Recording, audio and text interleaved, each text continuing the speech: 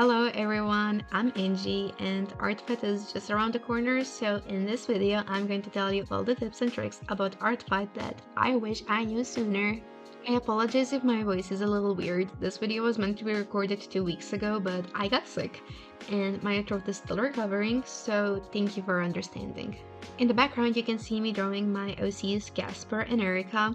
I wasn't sure what time-lapse to put in the background and my initial idea was to put a drawing of my OC AB, who is also in the thumbnail, but I realized that I deleted my Clip Studio file of that drawing and I only have the PNG, so I cannot download the time-lapse.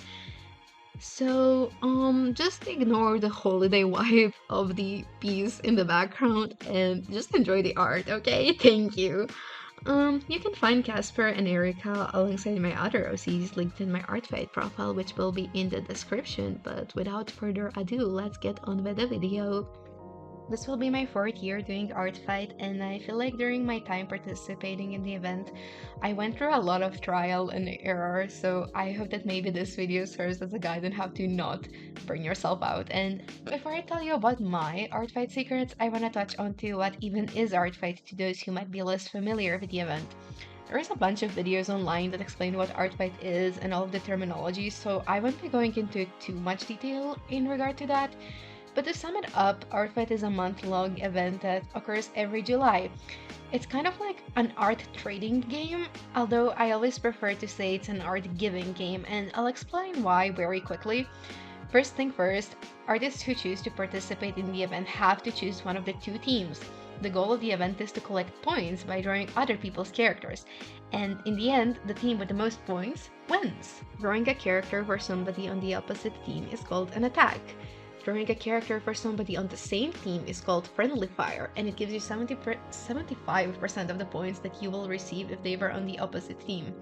Revenge is when you attack somebody and they attack you back, or vice versa.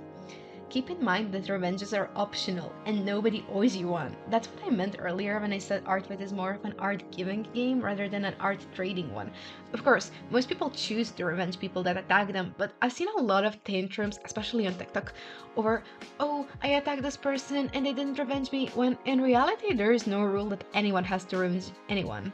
Some people simply have no time or they just don't feel like it. But Angie, if I'm participating in the event, I want to get attacked. I hear you loud and clear. I think that as much as people say, oh, I'm just participating for fun, we all secretly hope to receive art of our original characters. I don't think it's wrong to admit that. Unfortunately, I've seen that mentality of nobody is attacking me, so I won't participate a lot. So let me teach you the first trick of the day, and that is how to get attacks. Other than the obvious, which will be attack others and hope for a revenge, there are other ways to get attacks of your OCs. If you're somebody who posts their art online, it's always useful to promote your Artfight profile to your followers. Or you can use Artfight related hashtags and let people discover your page that way. I find those little Artfight templates super fun to make, and I have bookmarked quite a few artists online based on those alone. Another super useful tip I will wholeheartedly recommend is joining the official Artfight Discord server. In the Artfight server, you can promote your account alongside some of your art or your OC reference sheets in the Target Hunting channel. It's a channel that opens every year before Artfight where a bunch of artists promote their original characters. You can use keywords such as Pony OC, Furry OC, and etc. So people who might be looking for those specific OCs can look up keywords and hopefully stumble across your character. Speaking of the Discord server, fill out hit lists. Seriously, I haven't known about this until last year, and the amount of attacks I received has doubled. Filling out and making your own hit lists is such a good way to make yourself seen. For those who don't know, hit lists are questionnaires, most commonly Google Forms, made by artists participating in Artfight who are looking for characters to attack. In there, you will be asked your Artfight username and a link to your OC. However, filling out a hit list does not guarantee you will get an attack, but it does significantly increase your chances because you're putting in the additional work for your character to be seen. However, I have to warn you, do not fill out too many hit lists. Because last year was the first year I actually decided to fill out other people's hit lists, it also meant I didn't really know how they worked. Truth to be told, I think I got a bit greedy and filled out a bit too many of them because I ended up receiving a lot of attacks, which I'm so grateful for. But because I like to revenge the people who attacked me, I felt a little overwhelmed and ended up burning myself out because I realized I can't revenge everyone, and the thought made me feel really guilty. Of course, I have it in my profile that I do not guarantee a revenge, and whenever a hit list asks for the likelihood of one, I will put in around 50% because I can't know what will happen in the future.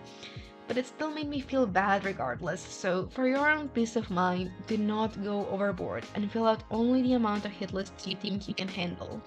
Another way to get attacks is to use tags on your character profiles. I'm not gonna lie, I have never done that, but I think if you have a furry or a pony OC or maybe even a fandom OC, putting a tag on your characters for that can be really helpful.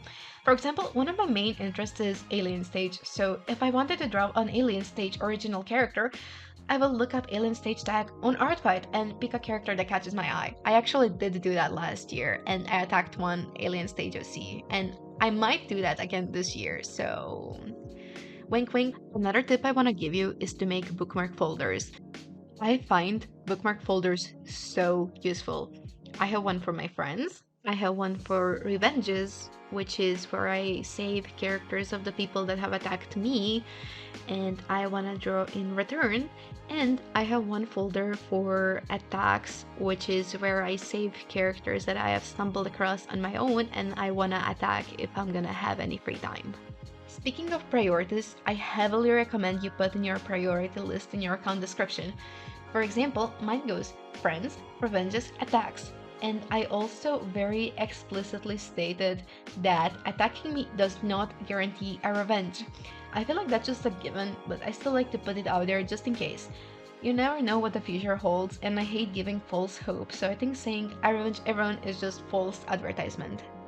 Another tip, and I'm sure you heard this one a lot, but just in case you haven't and this is your first year, make sure to save reference sheets of the characters you want to draw for our first few days of the event.